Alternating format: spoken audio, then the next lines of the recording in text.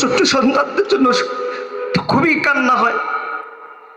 এই সন্তানগুলো যখন রাত 4:30টায় 3:30টায় তাহাজ্জুদের নামাজ পড়ে আর দোয়া করে আল্লাহর কাছে, যার কারণে আজকে মাদ্রাসাটা টিকে আছে।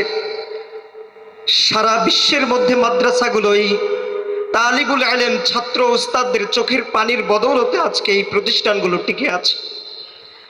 আজকে এই ছাত্রগুলো কোরআনের হাফেজ হচ্ছে, এই ছাত্রগুলো বিভিন্ন জায়গায় আলেম হচ্ছে, তারা মানুষের কল্যাণে তারা আপনার বয়ান করছে, প্রচার করছে, নিঃস্বার্থভাবে মানুষকে জাহান্নামের পথ থেকে জান্নাতের পথে নেবার জন্য তারা অক্লান্ত পরিশ্রম করছে। কথা বলেন ঠিক কিনা ভাইরা আমার?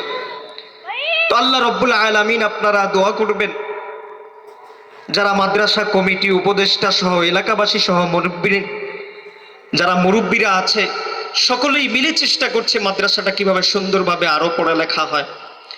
তো আপনারা যারা আছেন বিভিন্ন দূর থেকে এসেছেন, আপনাদের কাছেও করজোরে অনুরোধ, এই ছোট্ট মাদ্রাসাটা কি, বাচ্চারা যেভাবে ফ্লোরের মধ্যে ঘুমায়, ঠান্ডা লাগে, এত কষ্ট করে, এই তো কষ্টটা যেন কম হয় সেদিকেও আপনারা ইনশাআল্লাহ লক্ষ্য রাখবেন, যেন আল্লাহ রব্বুল আলামিন সকলকে যেন এক এবং নেক হয়ে আমরা দুনিয়া থেকে যেন বিদায় গ্রহণ করতে পারি, সেই তৌফিক যেন আল্লাহ রব্বুল আলামিন দান করেন।